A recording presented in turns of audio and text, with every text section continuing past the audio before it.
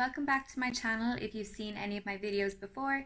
If you haven't, my name is Josie. I'm from Naturally Fueled, a website that gives tips on handling type 1 diabetes and living a gluten-free life.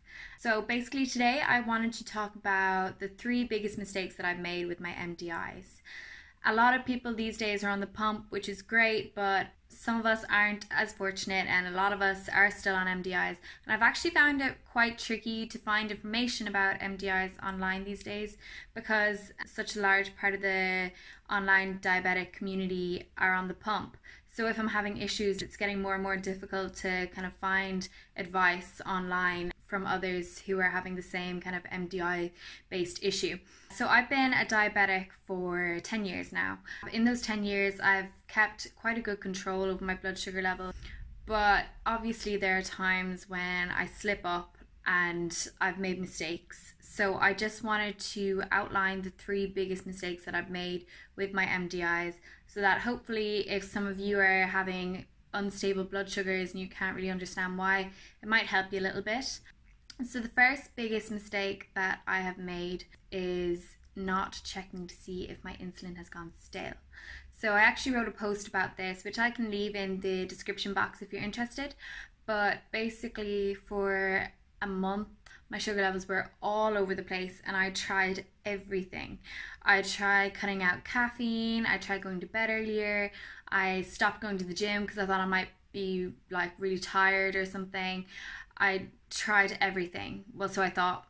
Then my mum just said to me one day, well, have you tried changing your long-acting insulin? But I thought surely it can't be that easy that I just need to change my capsule, but it was.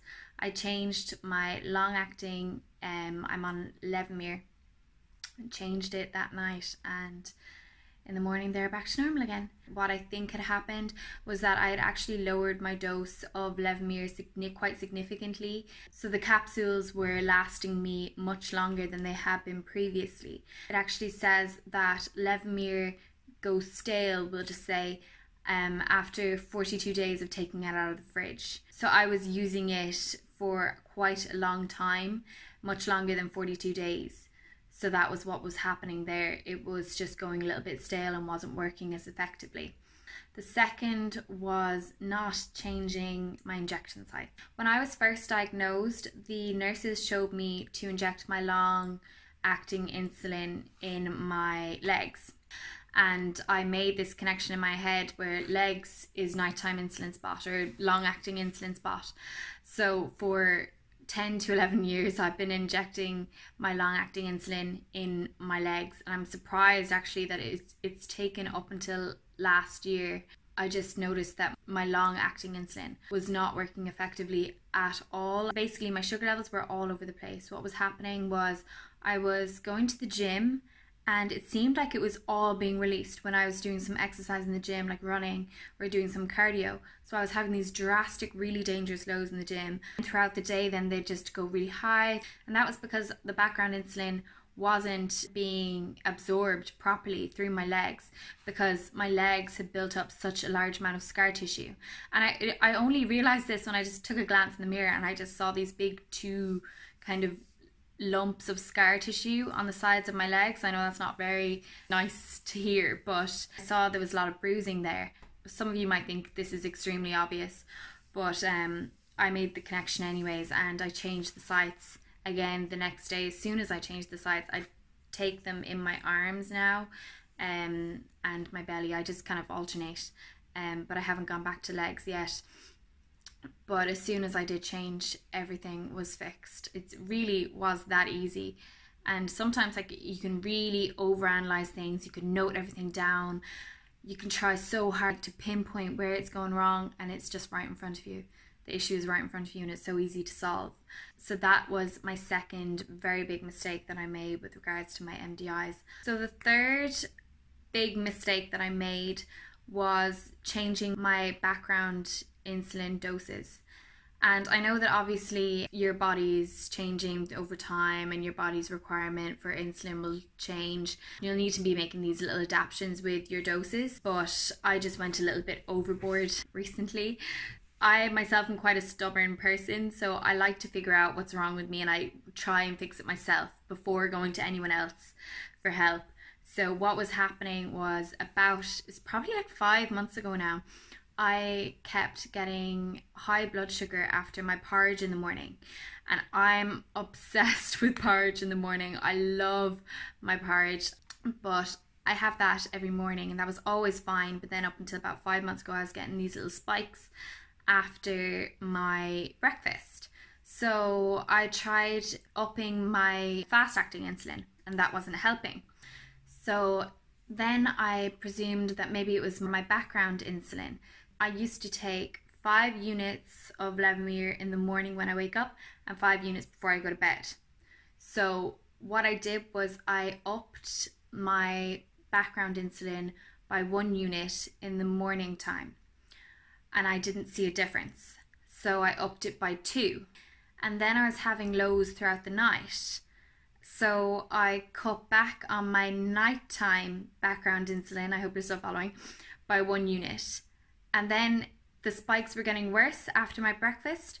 So I was kind of in this cycle of lessening my nighttime, upping my daytime, let's say, background insulin, until it got to the point where last month I was taking 11 units in the morning and 2 units before I go to bed of my background insulin.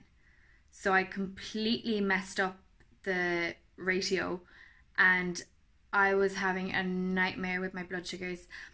They were going spiking high after breakfast. I had to cut out porridge and I was devastated. And then throughout the night, I'd have these really bad lows. And throughout the whole night, I was having these really bad lows. I just noticed it started getting really, really bad when I moved to America, which was 2 months ago. And then I started getting worried because I didn't know who I could turn to here, who could help me. But I actually considered maybe I'll have to go home. But then I realized that I was previously taking 5 units in the morning and 5 units at night. And I just noticed the drastic change in my insulin doses. And I just kind of realized I've done something wrong here. Like I've messed up big time. So I changed my doses back to the way they were, 5 in the morning and 5 at night, and the problem was completely solved. There was a little bit of a spike after my breakfast. I tried eating porridge again, but what I realized was that I actually needed to increase my nighttime background insulin by 1 unit rather than my daytime, because what was happening was that when I was waking up I didn't have any insulin on board because it was all running out through the night. So after my breakfast there was that spike.